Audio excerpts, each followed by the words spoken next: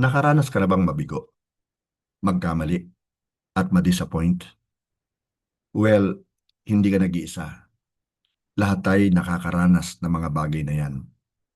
And even many of the great men and women of God sa Bible ay nakaranas din po na bumagsak. Ang kaibahan po ng tagumpay sa pagkabigo ay hindi kung tayo po ay bumagsak, kundi kung tayo'y bumangon na muli.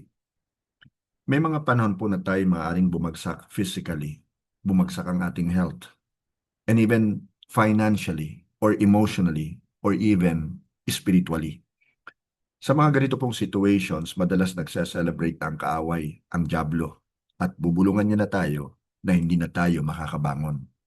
Now, kapag dumating po ang ganitong situation, nawa, ito po ang maging mindset natin, ang sinabi po ni Prophet Micah. When I fall, I shall rise. Ang mga kataga nga pong ito ay sinabi ni Prophet Micah sa Book of Micah, chapter 7, verse 8b. When I fall, I shall rise. When I sit in darkness, the Lord will be a light to me. Let's go to point number 1. Falling is a part of life. Again, sa Micah 7:8b, nakasulat po, when I fall. Hindi niya po sinabi na if I fall. Ang sinabi po niya ay when I fall. Magkaiba po yan. Hindi niya sinabing kung ako ay babagsak. Ang sinabi niya po ay kapag ako ay babagsak. Now, bilang mananampalataya, tsak na makaka-experience po tayo ng failures, ng spiritual struggles, challenges, trials, disappointments, and setbacks. Now, tandaan mo itong mabuti. Ang pagbagsak mo ay hindi katapusan ng kwento mo. Point number 2, God's grace enables us to rise. Micah 7:8b, again, when I fall, I shall rise. Ang tiwala po ni Micah ay hindi po galing sa kanyang sariling lakas o talino o abilidad, kundi sa grace at mercy po ng Diyos. Alam niyang hindi siya iiwan ng Diyos. Tandaan mo itong mabuti. Bumagsak ka man, tutulungan ka ng Diyos bumangon. Ang kapatawaran ng Diyos ang magpapalaya sa iyo mula sa bigat ng kasalanan at magpapanumbalik ng iyong relasyon sa Kanya. Tandaan mo, palalakasin ka ng Diyos. Na bumagsak ka man, hindi ka niya iiwan o pababayaan. Always remember this, God specializes in restoring broken lives. Sa Psalm 37:24, it is written, though he fall, he shall not be utterly cast down, for the Lord upholds him with his hand. Ang isang bata po, for example, na nag-aaral pa lamang pong maglakad, madalas po yung makaranas ng pagbagsak. At hindi naman siya tinatalikuran ng isang mapagmahal na ama. Sa halip, tinutulungan po siyang bumangon, na tumayong muli. Gayun din naman, tutulungan po tayo ng ating Diyos Ama na bumangon sa tuwing tayo po ay bumabagsak. So kapatid kaibigan, huwag kang manatili sa iyong guilt, sa iyong shame, sa iyong despair. Ipagkatiwala mo sa Diyos ang mga kabiguan mo at hayaan mong i-restore Kanya. Nakasulat po sa Book of Proverbs, chapter 24, verse 16a, for though the righteous fall 7 times, they rise again. So gaano ka man kadalas bumagsak, patuloy kang bumangon sa tulong ng Panginoon. Third point, God gives light in darkness. Again, sa Micah 7:8b, nakasulat po, when I fall, I shall rise. When I sit in darkness, the Lord will be a light to me. Minsan po sa iyong pagbagsak, pakiramdam mo'y parang nasa gitna ka ng kadiliman at tila wala ka ng pag-asa. Ang kadiliman po ay lumalarawan po yan sa pagdurusa, sa kalungkutan, kalituhan, depression, kabiguan. You see, ang liwanag po ng Diyos ay nagbibigay ng direction, nagbibigay ng pag-asa, nagpapahayag po ng katotohanan, nagpapalayas po ng takot. So kapag ang paligid mo ay madilim, ang Diyos ay nananatiling source ng liwanag. Ang mga barko pong inabot ng bagyo sa gabi ay dumidepende po yan sa lighthouse. Hindi naman pinatitigil ng lighthouse yung bagyo eh. Ngunit ang presence po ng lighthouse ang siyang gumagabay ang kanyang ilaw sa mga barko sa kadiliman.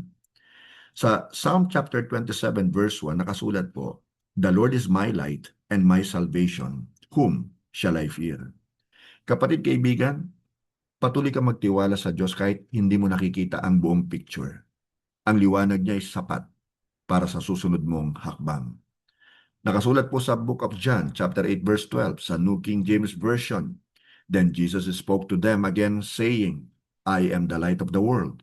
He who follows me shall not walk in darkness, but have the light of life. Kahit tila napakadilim ng gabi o ng situation mo, tsak pa rin ang pagsikat ng araw.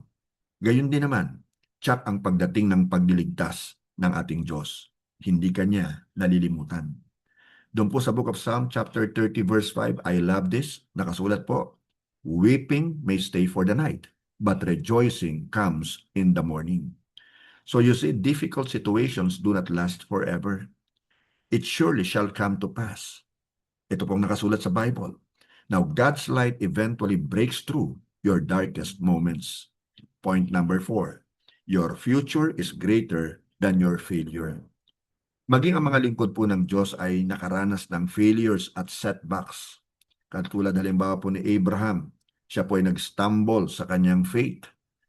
Nung kanya pong sinipingan tong si Hagar, siya po ay hindi makapaghintay na ipagkaloob yung promise ng Lord sa kanya na siya po ay magiging father of many nations. So, bumigay po siya. Nag-fail po siya doon. Naipanganak po ni Hagar, si Ishmael, ang naging ancestor po ng mga Muslims. Okay? Samantalang nung siya po ay nagpatuloy ng magtiwala sa Lord, ang pangako ng Lord ay kanyang tinupad, nanganak po si Sarai, at ang pinanganak po ni Sarah ay si Isaac. Now, si David po is one good example also, a man after God's own heart. Siya po'y bumagsak din sa kasalanan.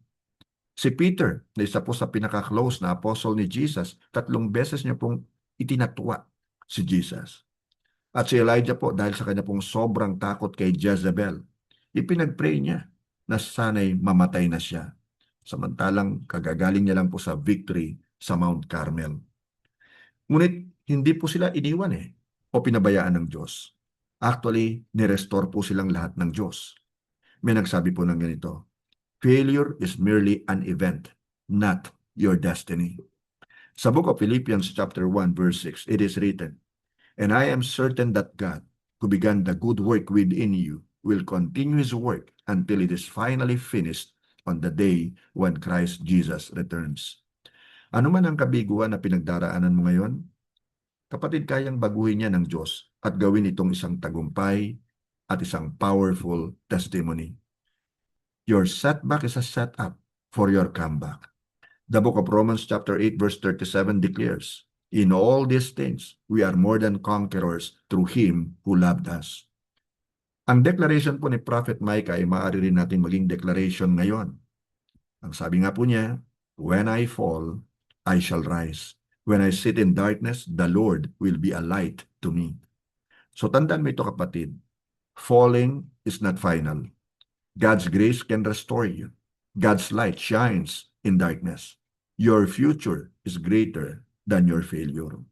So ano man ang mga failures mo, mga disappointments, spiritual struggles, ano man ang pinagdaraanan mo ngayon na nagpabagsak sa iyo, huwag kang manatili sa lupa. By God's grace, bumangon ka and keep moving forward and fight the good fight of faith. Rise again, because the God who lifted Abraham, David, Peter, Elijah, and many others is able to lift you up too. Maraming salamat po sa inyong pakikinig. God bless us all. Glory to God.